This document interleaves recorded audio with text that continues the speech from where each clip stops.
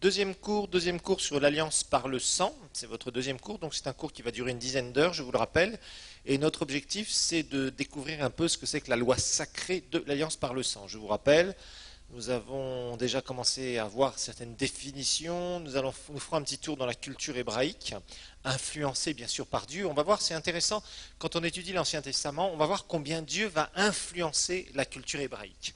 Alors, ensuite on verra pourquoi et dans quel domaine Jésus va verser son sang précieux, ce qui nous amènera à renforcer pleinement notre victoire, à la connaître clairement, parce que c'est important, parce que vous savez, il y a tout un tas de doctrines où il y a des gens, par exemple, qui rentrent dans un endroit, et quand, par exemple, ils louent une maison, ou ils rentrent dans une maison, ils appliquent le sang de Jésus sur les linteaux de la porte, et partout par terre, etc., etc. On va voir ce que la Bible dit à propos de ça, d'appliquer le sang de Jésus. Nous découvrirons un peu si la Bible dit quelque chose, ou si elle ne dit rien du tout. Alors, on verra donc dans ce cours, la première leçon, introduction, définition et origine du sacrifice de sang, c'est là où nous sommes, je vous le rappelle. En deuxième leçon, nous verrons les 9 étapes de l'alliance de sang des Hébreux. En troisième leçon, le sang de Jésus. Nous expliquerons ça au niveau de son sacrifice. Et nous verrons aussi les origines, en quatrième leçon, des peuples de la terre. Comment les peuples se sont répandus et où se sont-ils répandus et quelles sont en fait les origines des races, des peuples, etc., etc., d'après ce que la parole de Dieu nous explique. On avait vu en introduction Matthieu 26, où Jésus parle que son sang va être donné, donc c'est l'alliance par le sang.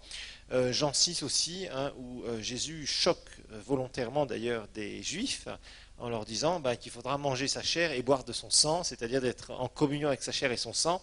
Et là, nous avons remarqué une chose, c'est que Jésus ne parle pas littéralement, mais c'était cet aspect de rentrer en relation avec le sacrifice de Christ, ce qui veut dire d'être passé, en quelque sorte, avoir été identifié parfaitement à la croix avec Jésus. Et cette identification a été créée par Christ, et c'est un aspect rétroactif, nous l'avons vu, cette loi de l'identification, au travers des souffrances de Jésus, nous avons été avec lui lors de son sacrifice à la croix. Alors, nous avons remarqué que le cœur de Dieu, toujours, a été de résoudre le problème du péché. Parce que le péché coupe la relation entre Dieu et l'homme. Et quand Jésus est venu, donc le Fils de Dieu s'est incarné, sa mission principale dans tous les cas, je n'ai pas dit sa première mission, mais sa mission principale, c'était de pouvoir nous reconnecter avec Dieu. Et il l'a fait évidemment au travers de son sacrifice. Alors nous avons vu dans Hébreux 9, 22 que de toute façon, à partir du moment où il n'y a pas de sang qui est versé, il ne peut pas y avoir de pardon. Ça fonctionne comme ça, c'est une loi spirituelle. Hébreux 9, 22 est vraiment une loi spirituelle. On a vu que Dieu, quand il parle, et quand il fait des alliances, c'est quelque chose qui est inviolable, c'est quelque chose qui est imbrisable. Il est impossible pour Dieu de revenir en arrière à partir du moment où il a fait des alliances avec les hommes. Donc la parole de Dieu nous montre les termes des différentes alliances que Dieu va faire avec les hommes, et ce sont des alliances qui sont inviolables et absolument imbrisables. Ensuite, nous avons vu la définition du mot alliance, et on a vu que, par exemple, ce que nous appelons Ancien Testament et Nouveau Testament, ça vient d'un mot latin, qui est testamentum, c'est pour ça en français qu'on nomme cela comme ça. Je sais que par exemple en Kirundi, on dit directement une alliance, iseserano. Et en fait, on a vu que l'alliance, faire alliance, quand vous trouvez cette expression dans la Bible, ça implique quelque chose de particulier. Bien sûr, ça implique de se lier, ça implique de faire un contrat, c'est clair, mais le mot hébreu bérit et le mot grec diatheke, littéralement veulent dire couper l'alliance. C'est-à-dire qu'il y a obligatoirement, quand on parle de faire alliance, cette expression dans la Bible implique faire alliance avec du sang. C'est jamais sans le sang. Il y a toujours du sang qui est impliqué dans cette expression, dans l'Ancien et d'ailleurs dans le Nouveau Testament. Nous avons vu que l'alliance de sang ou par le sang, c'est le plus solennel, le plus sacré et le plus élevé des contrats que deux parties peuvent faire ensemble. Et d'ailleurs, elle peut être en aucun cas brisée. Si une partie ou une autre veut briser un contrat d'alliance de sang, dans toutes les peuplades du monde, c'était au prix de la vie des gens qui allaient briser ce contrat. Nous avons remarqué aussi que Dieu disait d'ailleurs à plusieurs reprises, nous avons vu simplement 2 exemples, que son alliance était absolument inviolable, imbrisable. C'était impossible que lui se renie dans cette alliance. Ensuite, nous avons vu dans Malachie 2,14 que le mariage est une alliance de sang aussi, quand il y a la première relation justement entre l'homme et la femme qui viennent de se marier, avec une fille vierge bien évidemment. C'est pour ça que Dieu veut la virginité au niveau du mariage. C'est important parce que ça fait partie justement de ces choses sacrées que Dieu considère. Alors, ensuite, nous avons vu d'où vient l'alliance par le sang. Nous avons commencé à regarder, et ça nous allons continuer dans ce cours, comment cette loi spirituelle va traverser toutes les alliances et va arriver jusqu'à nous. Je vous rappelle que nous, en tant que nouvelles créatures, nous sommes dans une alliance de sang. Nos péchés sont pardonnés sur la base de quoi? De la foi que nous avons dans le sacrifice de Jésus, où Jésus a versé son sang pour nos péchés. C'est la base fondamentale de la prédication de l'Évangile. Jésus-Christ est Jésus-Christ crucifié, qui va verser son sang. Et le sang divin qui a coulé à la croix a permis de faire une alliance. Jésus, nous l'avons vu dans l'identification, va amener son propre sang au troisième ciel pour sceller une alliance éternelle. D'accord? Donc sachez que vous êtes dans une alliance de sang. Le jour où vous avez donné votre vie à Christ, vous avez contracté une alliance de sang. Vous avez été d'accord à dire, voilà, je prends ce contrat. De toute façon, je suis foutu, je vais en enfer si je meurs. Donc ma vie est un naufrage, j'ai besoin de Dieu, j'ai besoin d'être connecté avec lui, j'ai besoin d'être en relation avec lui, j'ai été créé pour cette relation. Et lorsque vous avez dit Amen, je crois à Jésus, pardon pour mes péchés, j'accepte Jésus comme mon sauveur personnel, vous êtes rentré dans une alliance de sang, vous voyez? Donc ça, c'est quelque chose qu'on va découvrir de plus en plus. Alors d'où vient cette alliance de sang? Nous avons marqué cette histoire avec Adam et Ève, cette histoire tragique, parce que c'est la plus grosse tragédie de l'histoire de l'humanité, où Dieu fait un environnement parfait, il met un homme parfait, il met quelqu'un à son image, donc la couronne de sa création, et la couronne de sa création ne fait qu'une chose, c'est de gâcher tout. C'est classique chez l'homme, il a eu tendance toujours à gâcher ce que Dieu a fait. C'est pour ça que Dieu a dû envoyer son Fils pour pouvoir mettre un point final à cette histoire de péché, pour que nous puissions entrer dans l'éternité, et cette éternité se manifestera, nous le savons, avec la résurrection d'entre les morts, avec les nouveaux cieux et nouvelles terres, et là nous allons retrouver parfaitement ce que Adam et Ève ont perdu, le royaume qu'ils ont perdu, ni plus ni moins. Alors nous avons marqué que Adam et Ève, étant parfaits, Dieu leur dit, vous mangerez tout sauf de cet arbre. Ok, donc ils vont toucher à l'arbre, et Dieu leur dit dans Genèse 2,17, vous allez mourir. Si vous mangez ça, vous allez mourir. Nous avons vu dans l'hébreu, en mourant, tu mourras, en mourant spirituellement. Il va y avoir le processus de mort dans ton corps et bien évidemment dans tout l'entourage, dans ton entourage, je dirais, dans l'environnement dans lequel tu vas vivre. Et Adam et Ève pêchent et qu'est-ce qui se passe? D'un seul coup, la Bible nous dit que leurs yeux s'ouvrent, oui, ils vont s'ouvrir aux choses 100% du naturel, c'est-à-dire qu'ils vont vivre selon la chair à partir de ce moment-là. C'est dans ce sens-là que la Bible le dit. Et finalement, leurs yeux aussi vont se fermer au monde spirituel. D'un seul coup, ils ne vont plus voir le monde spirituel et ils vont se découvrir tels quels, nus, alors qu'ils se voyaient l'un et l'autre couverts de la gloire de Dieu, avec l'amour de Dieu, avec la perfection, la paix, la joie de Dieu. Et Adam et Ève vivaient dans une relation parfaite que nous découvrirons. Quand nous allons aller au ciel, nous allons être comme Adam et Ève, sauf que nous n'aurons pas encore notre corps. Là où nous serons parfaitement dans l'atmosphère dans laquelle vivaient Adam et Ève, c'est quand Dieu va recréer cette surface de la terre, quand Dieu va recréer ces nouveaux cieux et nouvelles terres, et que nous serons avec lui pour l'éternité. C'est la fin de l'histoire qui est écrite dans la parole de Dieu, bien évidemment, et c'est là où l'éternité va réellement commencer, je dirais, complètement, telle que Dieu la voulait pour nous. En attendant, le ciel, nous savons, c'est parfait, nous verrons la face de Dieu, etc., la Jérusalem céleste, mais ce n'est pas la finalité, nous savons, pour nous. Vous l'avez étudié dans ce cours sur dispensation. J'espère que vous avez bien compris cela, que le ciel n'est pas une finalité pour l'éternité. L'éternité, nous la passerons avec Dieu, mais dans un corps ressuscité, un corps glorifié, un corps qui ne pourra plus jamais chuter, et en fait, nous serons dans la condition d'Adam et Ève, mais sans aucune possibilité de retourner en arrière. Dieu soit béni, amen. Parce que si l'histoire devait se recommencer encore, là franchement, ça serait terrible. Alors, en fait, on s'aperçoit qu'Adam et Ève, au chapitre 3, verset 7, ils vont chercher un moyen de se couvrir. Ils ont honte, ils se sentent bannis de la présence de Dieu. Ce n'est pas Dieu qui les a bannis, c'est eux qui se sentent bannis, parce qu'effectivement, il y a cette séparation qu'ils ont créée eux-mêmes, cette barrière, et ils pourvoient donc à un moyen par eux-mêmes d'être couverts à nouveau. En fait, rappelez-vous cet aspect de justice et d'injustice. Ça, il faut vraiment que ça soit en vous, que vous compreniez bien ce principe. C'est super important parce que vous avez été justifiés en Christ, nous sommes justes devant Dieu. Et ça, c'est quelque chose qui est immuable, que Satan ne peut pas nous voler. Ce n'est pas possible. Et c'est quelque chose qu'il faut bien comprendre pour vivre dans une relation beaucoup plus intense avec Dieu. Tant qu'on n'a pas cette révélation, cette compréhension de notre justice, il nous est extrêmement difficile de vivre une vie équilibrée avec Dieu. Parce qu'on essaye toujours, notre tête nous condamne, notre cœur ne nous condamne pas, mais notre tête nous condamne. Et on a du mal à vivre notre relation relation avec le Seigneur.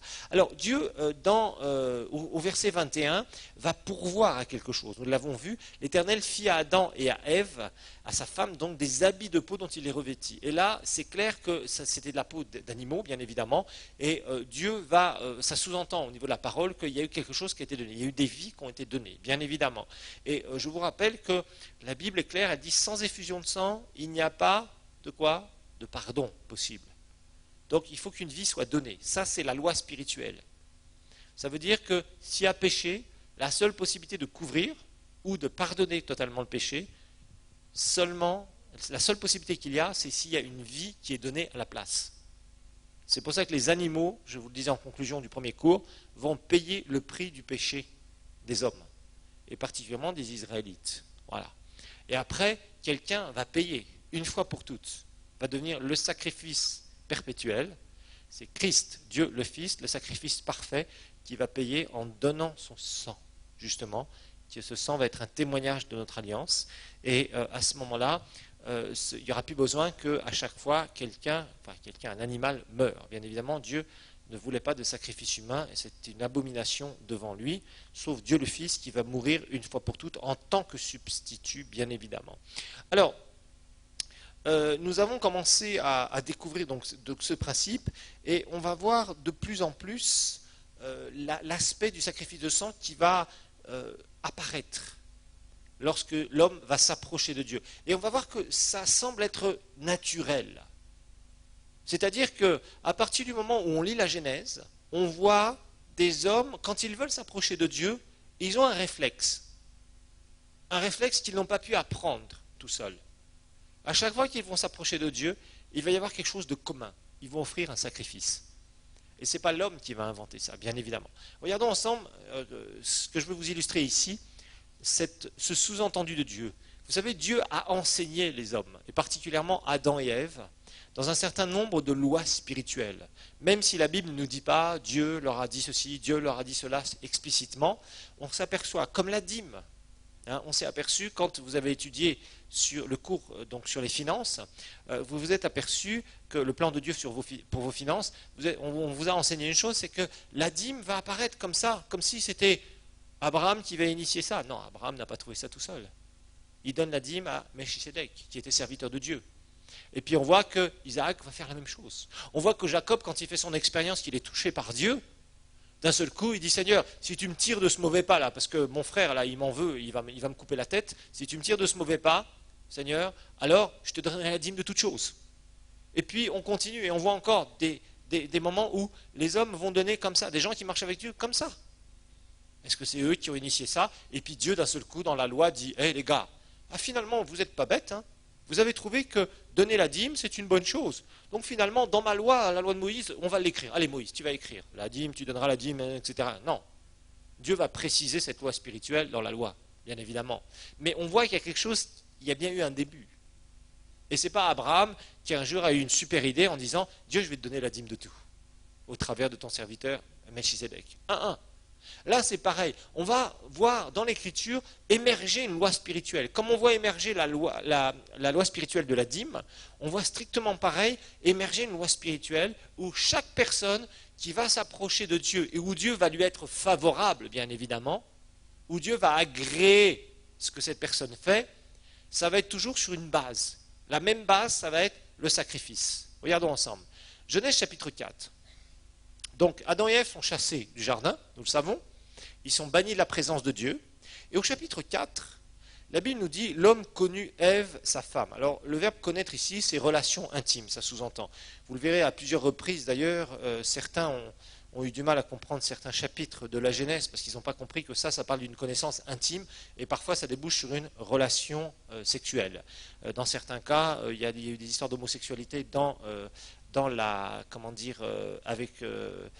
différents personnages de la Bible, dans la Genèse, et les gens n'ont pas compris pourquoi il y avait des réactions comme ça. Alors elle devint enceinte et accoucha de Caïn. Elle dit, j'ai mis au monde un homme avec l'aide de l'Éternel. Elle accoucha encore de son frère Abel. Abel devint berger de petit bétail et Caïn devint cultivateur.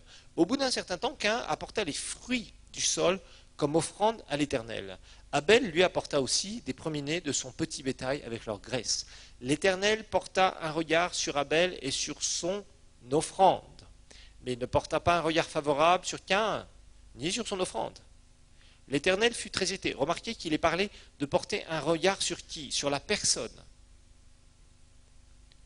Regardez bien les versets, relisons ensemble. Verset 4, la deuxième partie. L'Éternel porta un regard favorable sur Abel et sur son offrande. Ensuite, l'Éternel ne porta pas un regard favorable sur Caïn et sur son offrande. Qu'est-ce qui fera que Dieu peut porter un regard favorable sur telle ou telle personne?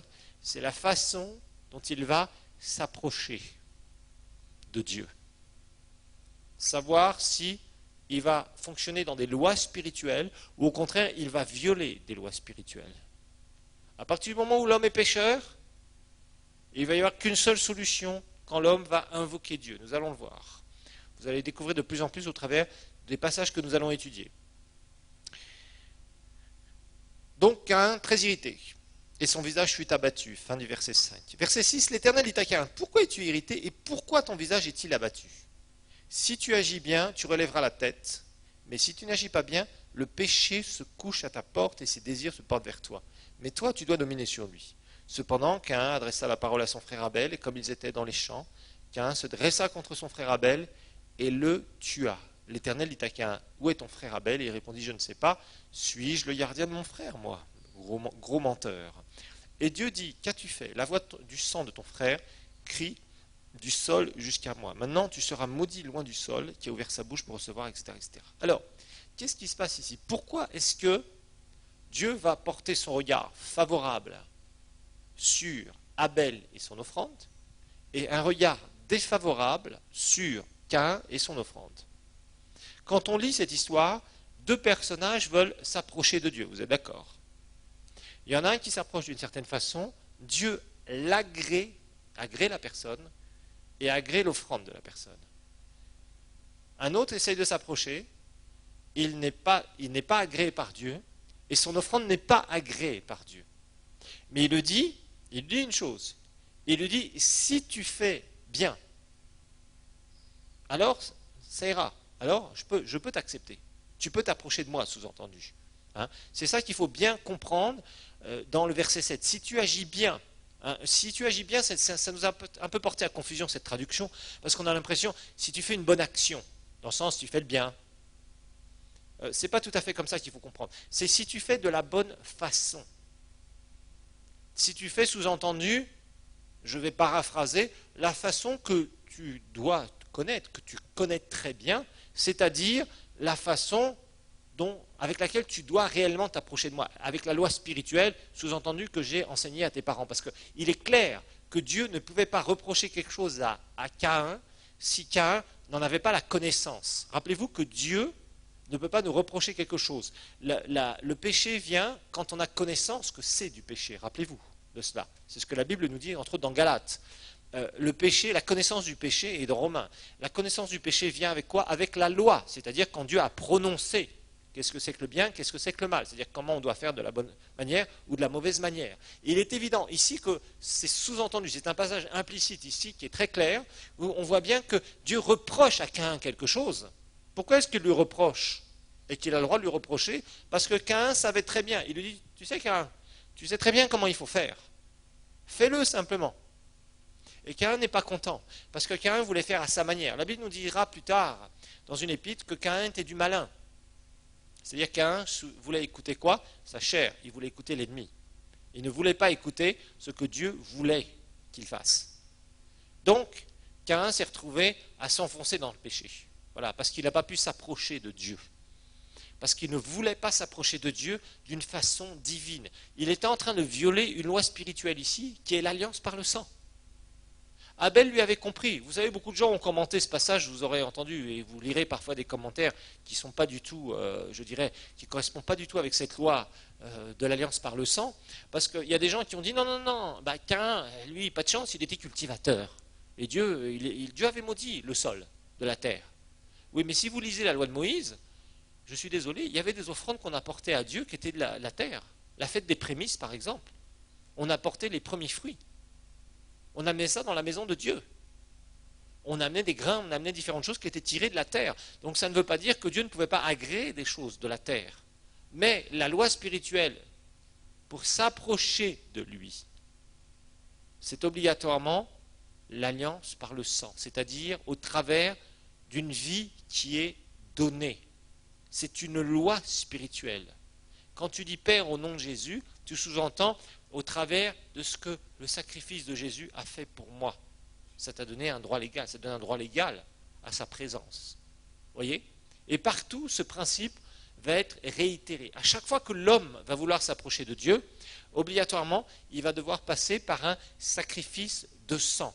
Donc, la Bible, par exemple, nous dit, on connaît bien ce passage dans Hébreux 11, on va jeter un petit coup d'œil, on va revenir sur la Genèse. Hébreux 11, au verset 4.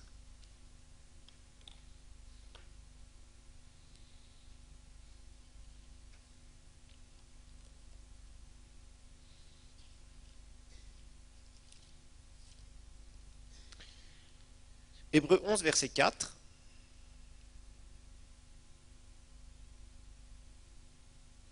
Il est dit, c'est par la foi qu'Abel offrit à Dieu un sacrifice de plus grande valeur que celui de Caïn. Par elle, il fut déclaré juste, Dieu lui-même rendant témoignage à ses offrandes, et par elle, quoique mort, il parle encore, c'est-à-dire ses actions rendent témoignage à ce qu'il a fait. Il a pu s'approcher à ce moment-là de Dieu, et Dieu a agréé. Il l'a fait par la foi, c'est-à-dire que ce qu'il a réellement utilisé, c'est une loi spirituelle. Cette loi spirituelle, il n'a pas pu l'apprendre tout seul. C'est clair qu'il y a eu une transmission de la connaissance. Parce que Dieu le reproche à Caïn, et Abel fait de la bonne façon. Et Caïn aurait dû demander un animal à Abel, en lui disant, tu sais très bien qu'on ne peut pas s'approcher. Écoute, je te donne ce que j'ai produit, et toi tu me donnes ce que tu as, un animal. Parce que je veux aussi m'approcher du Seigneur. Et à partir de ce moment-là, l'homme devait, à partir d'Adam, et Caïn et Abel, c'est tout à fait l'illustration de cette leçon ici. La leçon ici, c'est clair. C'est que celui qui veut s'approcher de Dieu doit passer par un sacrifice, c'est par la foi, par la grâce, entre guillemets, c'est-à-dire qu'il compte sur le prix du sacrifice qu'il amène. L'animal est tué, le sang est versé, et à ce moment-là, l'homme peut invoquer l'Éternel. Caïn, lui, il a refusé de faire ça. Il a dit non, moi je m'approche avec ce que j'ai envie. J'ai envie de faire de ma façon, mais de ta façon, ça ne marche pas. De la façon de l'homme, c'est la religion. Et Dieu amènera des précisions dans la loi de Moïse et fait la réalité au travers de Christ.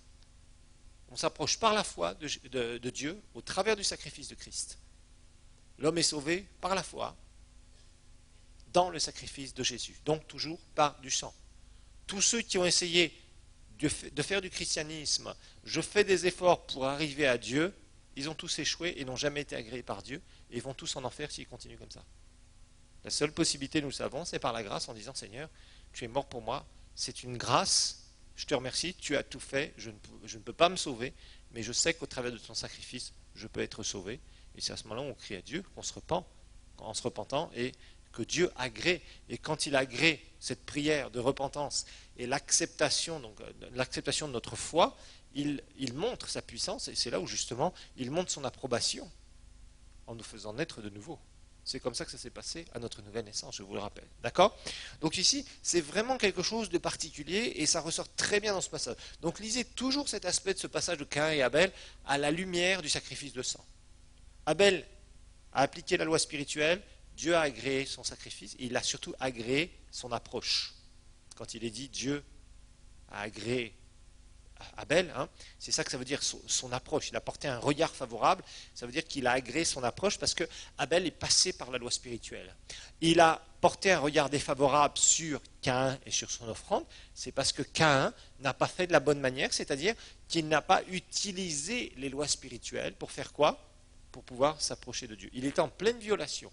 Il était pécheur, il venait avec quelque chose de religieux qui n'était pas la loi spirituelle de Dieu, qui dit qu'il peut y avoir du pardon, il peut y avoir une approche de ma présence seulement s'il y a un sacrifice, s'il y a du sang qui est versé, c'est une loi spirituelle. Alors regardons, de plus en plus, on va retrouver ces traces partout. Par exemple, avec Noé, dans Genèse chapitre 8, on va retrouver strictement le même réflexe, entre guillemets. Et ce réflexe n'a pas été inventé par l'homme. Ça a été infusé par Dieu. Car Dieu lui reproche. Il dit, par contre, si tu fais la bonne chose, tu sais, tu connais très bien la bonne chose. Tu dois le faire. Tu veux t'approcher de moi? Je veux bien que tu t'approches de moi. Je vais créer l'homme pour qu'il s'approche de moi, qu'il ait cette relation, que je puisse lui donner des forces spirituelles, que je puisse le bénir d'une façon particulière. Mais il y a des lois spirituelles. Cette loi, particulièrement, c'est la loi du sang. Le sang qui doit être versé. Même chose.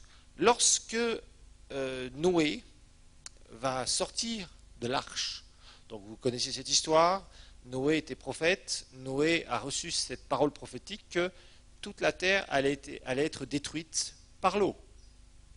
Bon, les gens se moquent de lui, la Bible nous dit qu'il y a juste sa famille qui étaient des croyants à l'époque, il y avait tellement de perversité sur la terre, il y avait certainement aussi des résidus d'une création antérieure, ça c'est clair, Dieu a voulu nettoyer un peu tout ça, on parle de géants sur la terre, on parle de choses un peu étonnantes hein, quand on lit avant le déluge, hein, des choses un peu qui nous choquent un petit peu. Donc, Noé obéit, il construit cette arche immense, je ne sais plus, je crois qu'elle faisait 300 mètres de long, 150 mètres, je ne sais plus, j'avais des chiffres à l'époque, 300 coudées, c'est 150 mètres de long, c'est ça. Elle faisait 25 mètres de largeur et 15 mètres de hauteur. Imaginez-vous un bateau construit par un homme comme ça, 150 mètres de long. C'est sûr qu'aujourd'hui on construit des bateaux plus grands, ils sont en métal avec des usines, mais à l'époque il fallait faire ça en bois. Donc c'était quelque chose qui était immense. Hein. Imaginez-vous construire vous-même à la main, couper les arbres et tout ça, et faire un bateau qui fait 150 mètres de long, c'est quand même énorme, énorme, énorme. C'était un travail de titan. Il a mis des dizaines et des dizaines d'années à le faire. Ensuite, il sort de l'arche. Donc le déluge se termine, l'eau redescend, sa famille sort de l'arche. Et qu'est-ce qui va se passer? Quand on lit Genèse chapitre 8 au verset 20, enfin on va lire à partir du verset 18, Noé sortit ainsi que ses fils, sa femme et ses belles-filles. Tous les animaux, tous les reptiles, tous les oiseaux et tout ce qui rampe sur la terre, selon leur espèce, sortirent de l'arche. Au verset 20, la première chose que Noé fait, la toute première chose, Noé bâtit un autel à l'Éternel, il prit de toutes les bêtes pures et de tous les oiseaux purs et il offrit en holocauste sur l'autel. Il avait appris ça tout seul. L'Éternel sentit une odeur agréable, l'Éternel dit en son cœur, je ne maudirai plus le sol à cause de l'homme, parce que le cœur de l'homme est disposé au mal dès sa jeunesse, et je ne frapperai plus tout ce qui est vivant comme je l'ai fait. Tant que la terre subsistera, les semailles subsistera dans cet état-là, hein, selon cet âge, cette dispensation, bien sûr. Et la moisson, le froid et la chaleur, l'été et l'hiver, le jour et la nuit ne cesseront pas. Je vous rappelle que tout ça va cesser le jour où Dieu va créer de nouveaux cieux et une nouvelle terre. Je vous rappelle que la Bible nous dit qu'il n'y aura plus de soleil, mais c'est que la gloire de Dieu va nous éclairer. Amen. Que ce jour glorieux arrive, nous le verrons, ça va être extraordinaire. Et là, la Bible nous dit clairement, qu'est-ce que Noé fait? Il offre, il s'approche de Dieu, il invoque Dieu, avec quoi? Sacrifice. Il ne fait pas ça, comme ça. Il vient pas, il sort pas de l'arche en disant, bon ben Seigneur, voilà, je sors avec ma famille, bon, tu nous as préservés, gloire à toi Seigneur, je m'approche de toi. Non, qu'est-ce que Noé fait? Il fait un sacrifice. Il fait des holocaustes. Il offre des animaux. Parce qu'il sait que c'est une loi spirituelle et qu'il doit l'appliquer. Qu'il ne peut pas s'approcher de Dieu, même alors qu'il était en pleine obéissance. Il avait obéi au Seigneur. C'est l'homme sur la terre qui était le plus obéisseux. C'est la seule famille qui s'en est sortie. Tous les autres ont dit, mais non, mon vieux Noé, avec ta vieille barbe blanche, tu nous ennuies avec tes histoires de Dieu. Tu construis un bateau. À l'époque, on estime que c'était environ à 700 ou 800 km d'une mer connue. Imaginez-vous construire un bateau en plein milieu de l'Afrique, un immense bateau, et dire, mais vous savez, un jour, il va y avoir le lot partout autour de vous, ça va bientôt arriver. Les gens vont vous dire, espèce de vieux fou, de prophète, qu'est-ce que tu racontes? Oui, mais Noé avait reçu vraiment une parole du Seigneur. Et les hommes ne voulaient pas se repentir, ils ont tous péri, sauf Noé et sa famille, de qui est repartie toute la semence pour tous les peuples de la terre. Nous l'étudierons, je vous l'ai dit, à la fin de ce cours, de cette série donc. Alors, on s'aperçoit, Noé, qu'est-ce qu'il fait? Juste après le déluge, il adore Dieu, il invoque le Seigneur. Pourquoi? Parce qu'il connaît cette loi spirituelle. Ensuite, Genèse 12. un autre personnage. À chaque fois qu'il y a un personnage marquant qui marche avec Dieu, il va commencer à appliquer cette loi spirituelle. À chaque fois. Vous la trouverez partout. Avec tous les personnages qui ont marché avec Dieu, vous la verrez partout. C'était des gens qui savaient qu'ils ne pouvaient pas s'approcher d'eux-mêmes de Dieu. Ce n'était pas possible. Ils étaient obligés de passer par cette loi spirituelle. Les animaux devaient payer le prix. Constamment, constamment, constamment, constamment. Genèse chapitre 12, verset 7. C'est l'histoire d'Abraham. L'homme qui a reçu, l'homme individuel qui a reçu la plus grande promesse qu'aucun homme n'ait reçue dans l'histoire de l'humanité. Abraham, c'est celui qui a reçu la plus grande des promesses. Dieu lui a promis des choses extraordinaires, qu'au travers de lui, il y aurait des peuples et qu'au travers de sa descendance, il y aurait une multitude de gens qui en fait garderaient la connaissance de Dieu sur la terre. D'abord, Israël, promesse terrestre, ta descendance sera comme le sable de la mer, et il lui a dit un jour, regarde les étoiles, tu ne peux pas les compter, telle sera ta descendance. Et ça prophétisait sur nous, l'Église. Donc Abraham a reçu la plus grande des promesses qu'aucun homme sur la terre qui a marché sur la terre n'a jamais reçu. Et Abraham, encore, comme tous ces hommes de Dieu qui ont marché sur la terre, il connaissait cette loi de l'alliance par le sang. Il n'est pas passé à côté lui non plus. Verset 7. Après que Dieu lui ait dit, donc, il faut que tu... On va lire au verset 1, ça commence vraiment là son histoire. L'Éternel dit à Abraham, Genèse 12, verset 1, « Va-t'en de ton pays, de la patrie de la maison de ton père, vers le pays que je te montrerai. » La Bible nous dit dans Hébreux 11 que Abraham est parti sans savoir où il allait. « Je ferai de toi une grande nation, et je te bénirai, je rendrai ton nom grand. Deviens donc une source de bénédiction. Je bénirai ceux qui te béniront, je maudirai celui qui te maudira. Toutes les familles de la terre seront bénies en toi. » Ça, c'est Israël et l'Église. Abraham partit comme l'Éternel lui avait dit, verset 4, et Lot partit avec lui. Abraham était âgé de 75 ans lorsqu'il sortit de Haran. Abraham prit sa femme, Sarai, et son neveu Lot, avec tous les biens qu'ils possédaient et le personnel qu'ils avaient acquis à Haran. Ils sortirent pour se rendre dans le pays de Canaan. Ils arrivèrent donc au pays de Canaan. Abraham traversa le pays jusqu'à l'endroit nommé Sichem, jusqu'au chêne de Morée. Les Cananéens habitaient alors dans le pays. Verset 7. L'Éternel apparut à Abraham. C'est la deuxième révélation qu'il a. Et il dit, je donnerai ce pays à ta descendance. Et regardez bien ce que Abraham fait d'un seul coup, comme si c'était naturel.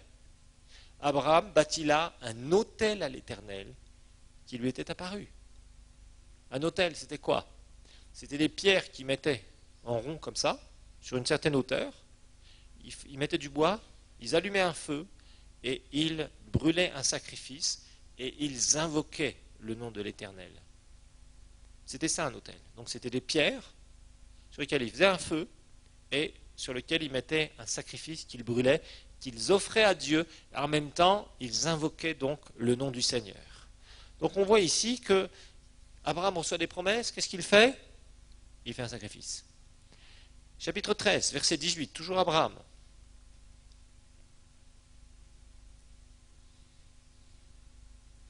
Il y a cette séparation d'avec Lot, parce qu'il y a trop de bergers et trop d'animaux.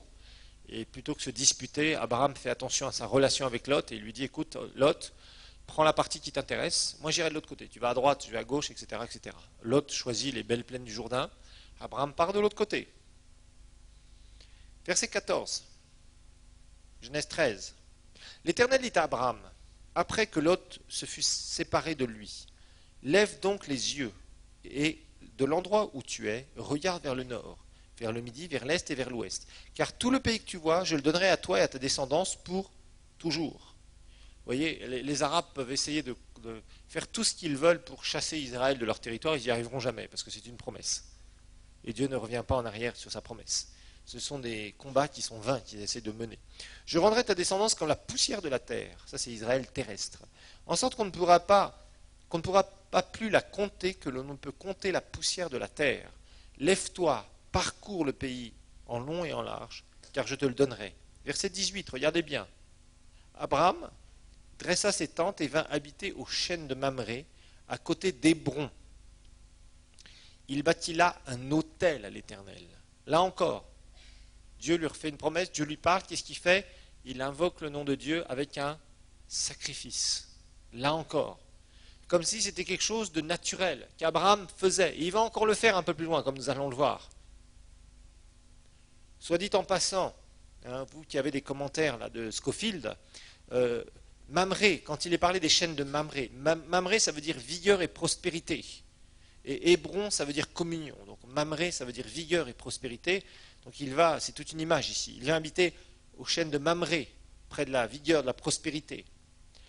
C'est-à-dire qu'il se renforce, il devient de plus en plus fort. À côté d'Hébron, il cherche la communion. Hébron ça veut dire communion. C'est une image ici qu'on utilise souvent d'ailleurs dans des enseignements, quand on enseigne sur ce sujet. Et en fait, Abraham, lui, qu'est-ce qu'il faisait? Il avait cette promesse, il invoquait le nom de Dieu, et il cherchait à renforcer sa relation avec Dieu. Et rien ne pouvait se produire, il le savait, sans quoi? Un holocauste, un sacrifice, le sang qui est versé quelque part. Continuons un peu. Ensuite, on a les passages de Genèse chapitre 15. Alors ça, c'est très très fort. Genèse 15.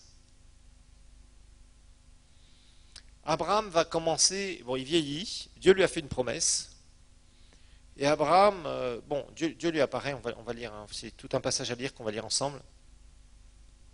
Après ces événements, chapitre 15, verset 1, la parole de l'Éternel fut adressée à Abraham dans une vision, et en ces termes, sois sans crainte, Abraham, je suis moi-même ton bouclier, ta récompense sera très grande. Abraham répondit, Seigneur Éternel, que me donneras-tu? Je m'en vais sans enfant. Il dit à Dieu, finalement, tu me promets la lune et les étoiles, entre guillemets, mais j'ai pas d'enfant. Tu me promets une grande descendance, mais une descendance, ça se passe par la famille, me semble-t-il. C'est ce que Abraham était en train de dire à Dieu. Et l'héritier de ma maison, c'est Eliezer de Damas. Il ajouta, tu ne m'as pas donné de descendance, et celui qui est né dans ma maison sera mon héritier. Mais l'Éternel lui adressa la parole et dit, ce n'est pas lui qui sera ton héritier, mais bien celui qui sortira de tes entrailles, c'est-à-dire ton vrai fils que tu auras toi-même engendré, qui sera ton héritier. Il le mena, donc Dieu le mena dehors et dit, contemple donc le ciel et compte les étoiles, si tu peux les compter. Il ajouta, telle sera ta descendance. Là ici, c'est la promesse céleste, c'est l'Église ici qui est prophétisée.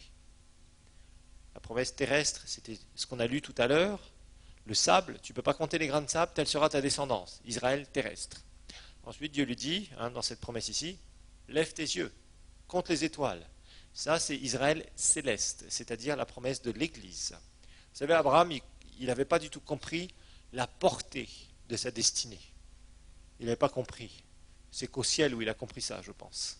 Mais entre-temps, il n'avait pas pu comprendre la portée de sa destinée, parce que sa destinée était tellement immense. Et Dieu ne pouvait pas révéler tout son plan, je vous le rappelle. Parce que l'ennemi ne pouvait pas, il ne devait pas entendre le plan de Dieu. Sinon, il aurait par tous les moyens essayé de le déjouer. Abraham crut en l'Éternel, cela lui fut compté à justice, ou imputé à justice. Et il lui dit encore, je suis l'Éternel qui t'a fait sortir d'Ur en Chaldée, pour te donner ce pays en possession. Abraham répondit, Seigneur Éternel, à quoi reconnaîtrai-je que je le posséderai? Et regardez bien ce que Dieu lui dit ici. Il lui dit, prends une génisse de 3 ans, une chèvre de 3 ans, un bélier de 3 ans, une tourterelle et une jeune colombe pour me les offrir. Alors, il y a tout un symbole ici au travers du sacrifice. Il prit tous ces animaux, les coupa par le milieu et mit chaque moitié l'une vis-à-vis de l'autre, mais il ne partagea pas les oiseaux. Les oiseaux de proie s'abattirent sur les cadavres et Abraham les chassa. Au coucher du soleil, Abraham fut accablé de sommeil et aussi de frayeur dans l'obscurité profonde.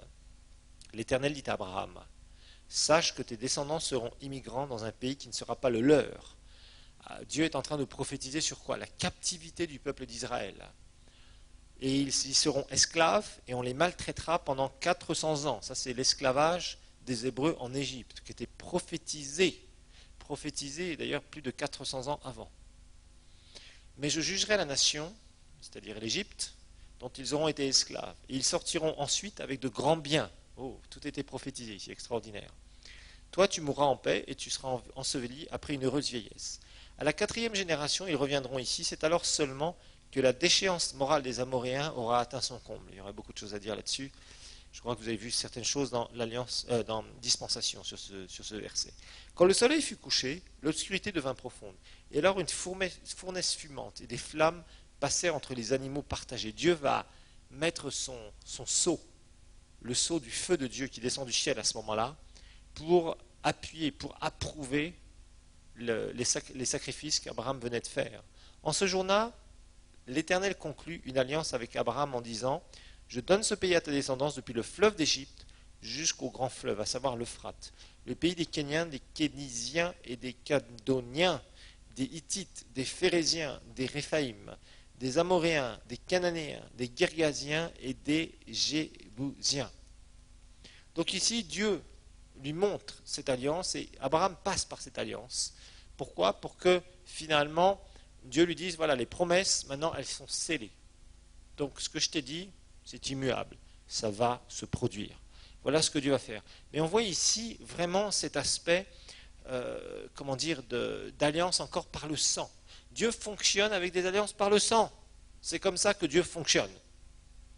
Maintenant, regardons un petit peu Exode chapitre 24. Exode 24. Parce que nous avons différents passages, donc, que nous avons lus en partie, à propos des alliances de sang faites à chaque fois qu'une personne va s'approcher. Dans la Genèse, on voit, les gens sont là, ils ne sont pas encore sous la loi de Moïse, ils ne sont pas encore sous la nouvelle alliance, mais Dieu, à chaque fois qu'il veut s'approcher de Dieu, ils sont obligés de faire quoi? Donner un animal, donner un sacrifice, et encore, et encore, et encore. Alors c'est intéressant parce que finalement, quand on continue à lire la parole de Dieu, l'alliance qui va prédominer à partir, je dirais, du deuxième livre de la Bible, c'est la loi de Moïse, vous vous rappelez. Et la loi de Moïse, c'est la plus longue, je dirais, là où on a le plus c'est pratiquement tout l'Ancien Testament, sauf la Genèse. Voilà, c'est la loi de Moïse. Rappelez-vous que Jésus est né sous la loi, Galates 4, verset 4. Il était encore sous la loi quand Jésus est né, il y avait encore la loi de Moïse en application. Et cette loi de Moïse, il faut le dire, eh bien, elle va être basée aussi sur une alliance par le sang. Regardez Exode 24, verset 8. Exode 24, verset 8. Dieu va donner tout un tas de termes sur sa loi. Vous pourrez lire ça avant Genèse 24. Et là, franchement, vous allez lire plein de choses, la loi sur il y a toutes sortes de lois que Dieu va donner. Et au verset 8 de Exode 24, il est dit la chose suivante. Moïse prit le sang et le répandit sur le peuple en disant, voici le sang de l'alliance que l'Éternel a conclu avec vous sur la base de toutes ces paroles. Voici le sang de l'alliance. Dans Exode 24, 8, Moïse, je dirais, fait une conclusion de l'alliance au travers de quoi? Du sang des animaux, qu'il va répandre sur le peuple. Imaginez-vous, répandre du sang sur le peuple. Ouh, vous auriez aimé ça? Avoir du sang sur vous d'animaux? Ça ne devait pas être spécialement agréable, mais c'était la façon dont Dieu avait prévu. Et partout dans la loi de Moïse, en fait, qu'est-ce qu'on va voir? Eh bien, tout simplement, on va voir que tout est basé sur des sacrifices de sang. Si vous lisez la loi de Moïse, Dieu disait partout, vous avez péché, voilà, il faut que vous preniez tel type d'animal, il faut que vous fassiez couler son sang, il faut que vous présentiez cet animal au sacrificateur qui lui va l'égorger, etc. Il va prendre son sang, il va le répandre d'une certaine façon, etc. Partout, partout, partout. Lisez la loi de Moïse, vous verrez cela partout. Donc en fait, on s'aperçoit d'une chose. Tant que la loi de Moïse n'est pas donnée, on voit des hommes s'approcher de Dieu parce qu'il y a un enseignement de Dieu qui a été donné quelque part. On n'en a pas précisément l'enseignement que Dieu a donné sur la loi du sacrifice de sang, on ne l'a pas d'une façon explicite dans la Genèse, mais c'est très largement sous-entendu. On voit obligatoirement que ceux qui s'approchent de Dieu doivent le faire en offrant un sacrifice. Donc obligatoirement, ils sont là, ils offrent un sacrifice, ils offrent un sacrifice, ils offrent un sacrifice. Donc c'est une sorte de réflexe, un réflexe donné par Dieu. Vous voulez vous approcher de moi? La seule façon, un animal. Vous mettez l'animal, vous le brûlez, vous l'égorgez, etc., etc. Ok. Ça, c'est un réflexe. Par contre, ce qui va se passer, c'est que dans la loi de Moïse, Dieu va préciser l'alliance par le sang. Parce que dans la loi de Moïse, vous allez voir toutes sortes de sacrifices. Sacrifice de culpabilité, sacrifice de ceci, sacrifice de cela, etc., etc. Vous avez tout un tas de choses, ce qu'on appelle le sacerdoce. Les Lévites étaient les sacrificateurs, rappelez-vous. Partout, nous entendons parler des sacrificateurs, les sacrificateurs, les sacrificateurs, les sacrificateurs. Vous pouvez lire plein de passages, on ne va pas en lire parce qu'il y en a partout, partout, partout, partout, des passages où les sacrificateurs devaient faire les sacrifices, puisque le sacrificateur, je vous rappelle, le mot sacrificateur vient du mot sacrifice, ok? C'était leur fonction. Il y avait des gens qui étaient là, de la tribu de Lévi, qui n'ont pas eu d'ailleurs de territoire, que Dieu ne leur a pas donné, donc de territoire physique, parce qu'ils étaient répandus un peu partout, où on devait offrir des sacrifices à Dieu, en certains endroits, qui étaient déterminés, et ils devaient appliquer la loi de Moïse, c'est-à-dire partout, suivant ce que l'Israélite voulait faire. Si l'Israélite voulait remercier le Seigneur, on offrait tel type de sacrifice. S'il demandait pardon pour telle ou telle faute, il offrait tel ou tel type de sacrifice. Quoi qu'il fasse de son approche de Dieu, Dieu va donner des précisions sur cette loi spirituelle et va permettre aux Israélites d'avoir plus de promesses, c'est-à-dire de pouvoir bénéficier davantage de choses dont ceux qui étaient dans la Genèse, qui n'étaient pas encore sous la loi, ne pouvaient pas bénéficier. Parce que la loi de Moïse va donner beaucoup plus de promesses que ce que ceux qui étaient sous, je dirais, sans aucune réelle loi, sans aucune réelle promesse précise, sauf des promesses individuelles comme Abraham par exemple, comme Noé qui a une promesse de pouvoir échapper au déluge, etc., etc., etc. Eh bien, ces personnages-là n'avaient pas autant de bénédictions que les Israélites. Ils n'avaient pas la bénédiction de la loi. Donc on voit que dans les alliances, nous allons étudier cela, qu'il y a de plus en plus de promesses que Dieu fait. Pour l'instant, les premières alliances que Dieu va faire avec l'homme, nous étudierons les différentes alliances, eh bien, il va y avoir quelques promesses que Dieu va leur faire. Et puis, plus ils avancent, après on arrive à la loi, et là, dans la loi de Moïse, il y a beaucoup plus de promesses. Il y a des promesses de protection, de bénédiction, de prospérité, de ceci, de cela, j'écarterai la maladie de toi, etc., etc., etc., etc., que les gens dans la Genèse n'avaient pas. Ces promesses-là, ils ne les avaient pas. Ils avaient des promesses individuelles selon certaines choses que Dieu leur faisait, des faveurs très particulières. La loi de Moïse, c'était pour tout le peuple. Tout le peuple bénéficiait des mêmes promesses s'ils obéissaient à la loi de Moïse. Et puis après, on a l'alliance par excellence. C'est notre alliance au travers de Jésus. Et là, d'un seul coup, tous les sacrifices sont réunis en un seul sacrifice qui est parfait, qui n'a pas besoin d'être refait tout le temps. Jésus n'a pas besoin de mourir à la croix à chaque fois qu'on va pécher et demander pardon. Eux, à chaque fois qu'ils péchaient, ils devaient amener, à chaque transgression de la loi, ils devaient amener un animal pour demander pardon. Ça devait leur coûter cher, oui, ça c'est sûr. Ça posait beaucoup de problèmes de logistique, ça c'est clair aussi. Mais c'était la seule façon où ils pouvaient être sous une protection surnaturelle. Quand vous regardez par exemple combien de fois les Israélites ont remporté des victoires, alors que c'était une mauvaise armée, les Israélites n'ont jamais été forts pour la guerre. Par contre, ils ont toujours remporté des batailles époustouflantes quand ils ont obéi à Dieu, d'une façon incroyable. Une protection vraiment particulière. Tout ça c'était basé parce qu'il y avait des sacrifices. On offrait des sacrifices, des sacrifices, des sacrifices, des sacrifices, des sacrifices, des sacrifices. Donc on voit vraiment que cette loi va être précisée, cette loi spirituelle de l'alliance par le sang va être vraiment précisée jusqu'à temps qu'elle soit accomplie en Christ et où nous ayons de meilleures promesses basées sur une meilleure alliance.